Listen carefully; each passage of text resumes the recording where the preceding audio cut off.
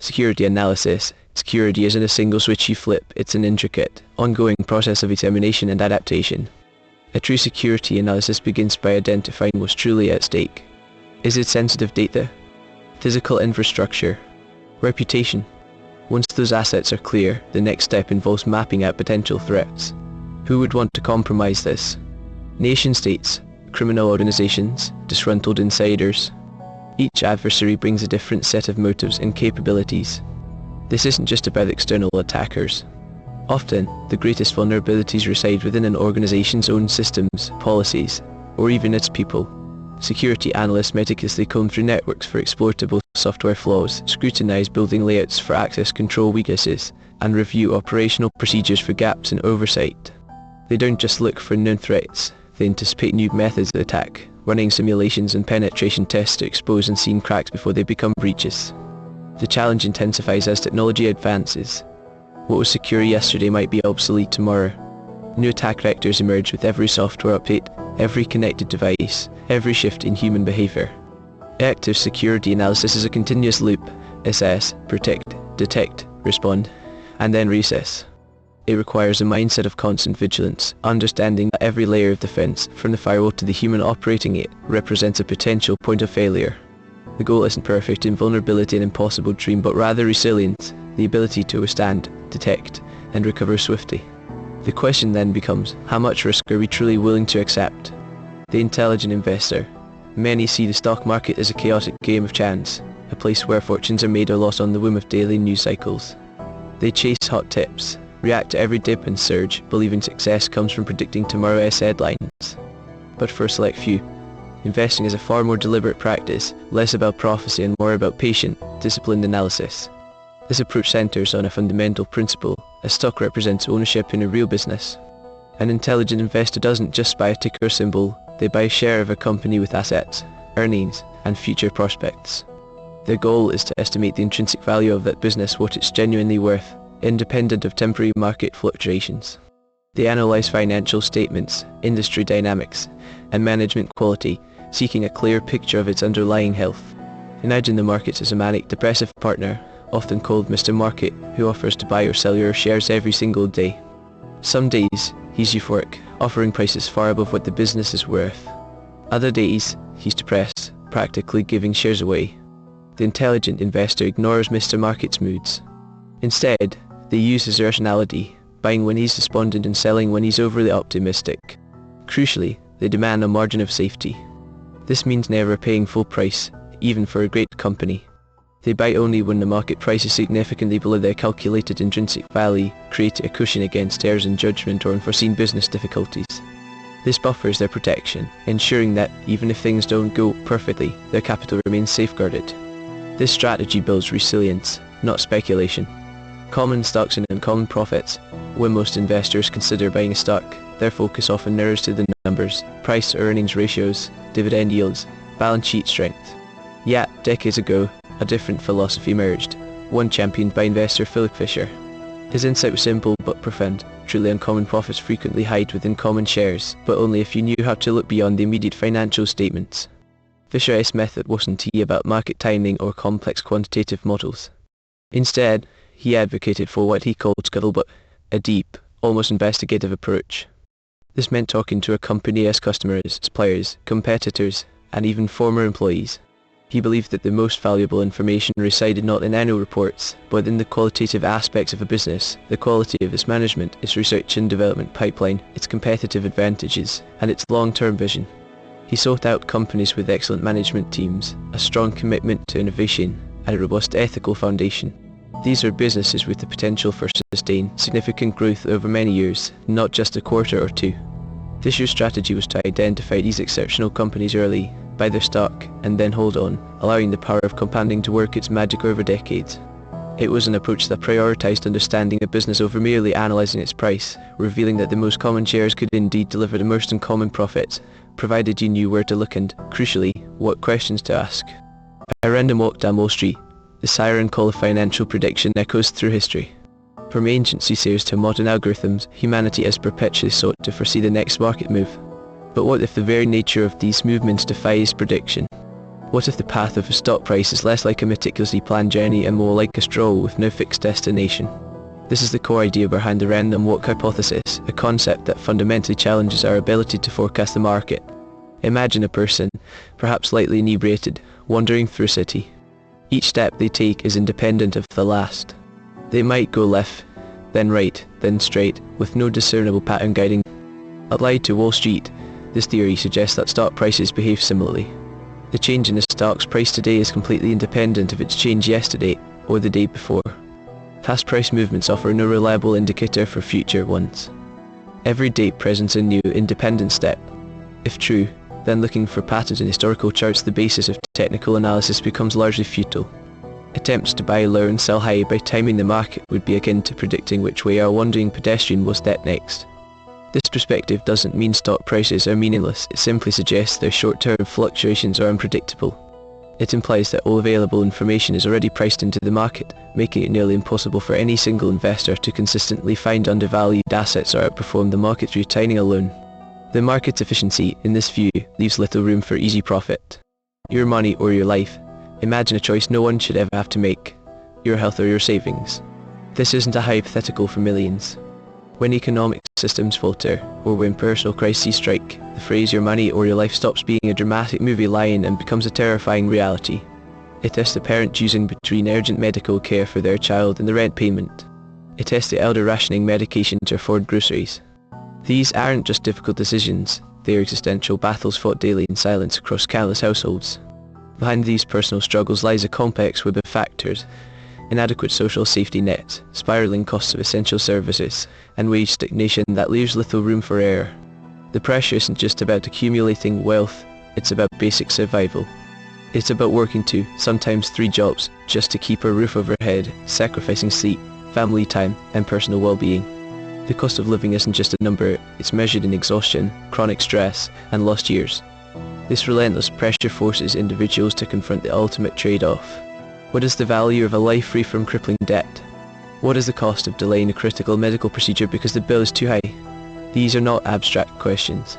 They are lived experiences, shaping not just individual destinies, but the very fabric of society. And they force us to ask, are we building systems that protect life, or merely count coins? Rich Dad, Poor Dad, Robert Kiyosaki's book, Rich Dad, Poor Dad, ignited a global conversation about money and financial literacy.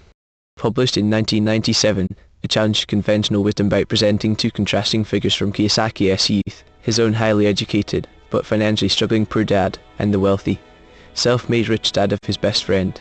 Kiyosaki's poor dad, a well-respected public servant with a PhD, embodied the traditional path: get good grades, find a secure job, save money, and rely on pensions. His advice centered on avoiding debt and working for an employer. He believed in the system, even as he struggled to escape the rat race. The rich dad, on the other hand, was an entrepreneur who built businesses and invested in real estate. He had no formal education past 8th grade, yet his philosophy preached financial independence, understanding how money works, and making assets generate income. He taught Kiyosaki to take calculated risks, to embrace learning about finance outside of school, and to distinguish between assets, things that put money in your pocket, and liabilities, things that take money out. This distinction became the book's cornerstone. Many people mistakenly believe their house is an asset, Kiyosaki argued. When for most, it's a liability tied to a mortgage and ongoing expenses. The book encourages readers to shift their mindset from simply earning a paycheck to acquiring income-generating assets. This radical perspective, while immensely popular, has also drawn its share of critics who question its practicality and anecdotal basis. Yet, its core message continues to resonate. Financial education is not just about earning money, but understanding how to make it work for you. The Millionaire Next Door, where most people imagine a millionaire, an image often forms: lavish homes, luxury cars, designer clothes. We picture a lifestyle defined by overt displays of wealth. But for decades, extensive research has shown this image to be largely inaccurate, even misleading.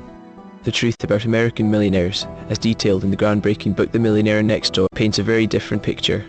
Authors Thomas Stanley and William Tanko spent years interviewing affluent individuals. What they discovered challenged nearly every popular stereotype. The vast majority of millionaires weren't inheriting fortunes or living ostentatiously. Instead, they were often small business owners, engineers, or teachers, people from seemingly ordinary professions, living in average neighborhoods, driving reliable but not extravagant cars. Their wealth wasn't built on high incomes alone, but on consistent, disciplined financial behaviors. These individuals prioritized saving and investing from an early age. They lived well below their means, avoiding debt and resisting the urge to keep up with consumer trends. Frugality wasn't a sacrifice, it was a cornerstone of their financial strategy. They understood the power of compounding and the importance of allowing their money to work for them over decades, rather than spending it on depreciating assets. Many high-income professionals, despite earning far more, never accumulate significant wealth because they scale their spending to match their earnings, often exceeding it. The Millionaire Next Door understood a fundamental principle. Building wealth isn't about how much you earn, it's about how much you keep and how wisely you invest it. This quiet approach reveals that becoming financially independent is less about extraordinary luck or opportunity, and more about everyday financial choices. It shifts the focus from external displays to internal discipline, suggesting that the path to true financial security might be far more accessible than popular culture suggests, lying within the grasp of almost anyone willing to embrace these principles. The Little Book of Common Sense Investing. John Bogle, the founder of Vanguard, didn't just build an investment giant, he wrote a manual for the everyday investor. His book, The Little Book of Common Sense Investing, isn't filled with complex algorithms or market predictions. Instead, it lays out a remarkably simple, yet profoundly powerful, philosophy. Bogle argued for owning the entire market, not trying to beat it. He championed the low-cost index fund, a vehicle that tracks a broad market index like the S&P 500. This approach strips away the drama and the supposed expertise of Wall Street. Bogle highlighted that the biggest enemy of a good investment return is market crashes, but the fees and expenses charged by active fund managers constantly trying, and often failing, to outperform the market. Every dollar paid in fees, even seemingly small percentages, erodes your wealth over decades. He demonstrated how consistently investing in a broad market index fund, year after year, allows the magic of compounding returns to work its full power. You avoid the futile exercise of stock picking or market timing. You eliminate the emotional pitfalls that often lead to poor decisions. Bogle's wisdom boils down to patience and discipline.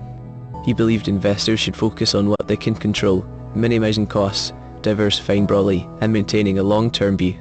This simple blueprint confronts the entire financial industry's narrative, suggesting that perhaps the most sophisticated strategy is no strategy at all. It asks us to consider if the best way to win the game is to simply play along. Thinking, fast and slow, imagine your mind isn't a single entity, but rather a collaboration between two distinct modes of thought. Psychologist Daniel Kahneman brought these to light, calling them System 1 and System 2. System 1 is our quick, intuitive processor. It operates automatically, effortlessly, constantly generating impressions and feelings.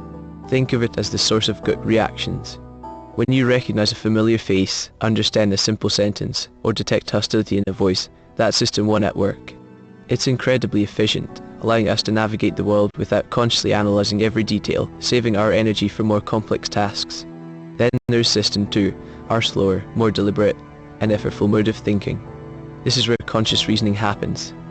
When you're solving a complex math problem, trying to recall a distant memory, or weighing the pros and cons of a major decision, System 2 is engaged.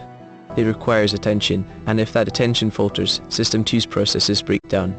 It's the voice that can, sometimes, override the impulses of System 1. Fascinating interplay between these two systems shapes our judgments and decisions every single day. System 1 constantly offers up suggestions, impressions, intuitions, intentions, and System 2, often without us realizing it, either endorses or corrects them. Most of the time, System 2 accepts System 1's suggestions with little to no modification, making us believe we're more rational than we are. But understanding this dynamic reveals just how much of our decision-making happens beneath the surface, influencing everything from what we buy to how we vote, often without our conscious consent. The psychology of money. Most of us believe our financial decisions are rooted in logic, a careful calculation of risk versus reward. We imagine ourselves as rational actors, dispassionately weighing options. But the truth is, our relationship with money is deeply emotional, often irrational, and heavily influenced by psychological forces we rarely acknowledge. Think about it, why do we chase higher returns when the market is surging, only to panic and sell when it dips? This isn't logic, it's the primal pull of greed and the powerful sting of fear. Our brains, hardwired for survival in a very different world, struggle to process abstract concepts like compound interest or long-term market cycles. Instead, we react to immediate threats and rewards. This often leads to well-documented cognitive biases. We exhibit loss aversion, for example, feeling the pain of a financial loss twice as intensely as the pleasure of an equivalent gain. This bias can paralyze us, preventing necessary changes or smart investments simply because the potential for loss feels too great. We also fall victim to herding, following the crowd even when our own research suggests a different path, driven by deep-seated need for social acceptance and the fear of being wrong alone. Understanding these underlying psychological currents isn't an academic exercise. It's crucial for navigating our financial lives, for making choices that truly serve our long-term well-being, rather than simply reacting to the immediate whims of our ancient minds. It reveals that mastering money often begins not with spreadsheets, but with self-awareness. I Will Teach You to Be Rich. When Ramit Sethi released I Will Teach You to Be Rich in 2009, its audacious title immediately challenged the quiet deference often found in personal finance circles. It promised not just good habits, but a life defined by conscious choice, not deprivation. Sethi's core philosophy rejected the common advice to blindly cut every expense. Instead, he urged readers to identify their conscious spending plan, spend extravagantly on what you love, and aggressively cut back on everything else you don't care about. This direct, almost permission-giving approach struck a chord. The book wasn't about austerity, it was about automation and intention. Sethi championed setting up automatic transfers for savings, investments, and bill payments, effectively making financial growth the default, almost invisible process. This approach freed mental energy from daily money decisions, allowing individuals to focus on their passions and career growth. His method demystified investing for beginners, advocating for consistent, low-cost contributions to index funds over active trading, making sophisticated strategies accessible. I Will Teach You to Be Rich resonated because it offered a refreshing departure from traditional, often guilt-laden, financial sermons. It didn't preach sacrifice, it promoted strategy. It pushed readers to see money not as a source of anxiety, but as a tool for designing a rich life, a life explicitly defined by their own values, not societal benchmarks. This challenged many to reconsider their relationship with wealth, moving from a passive receiver of advice to an active architect of their financial future. The question then becomes, what truly constitutes a rich life when the journey to build it inevitably involves confronting deeply ingrained beliefs about what we deserve and the systems that shape our perceptions of wealth?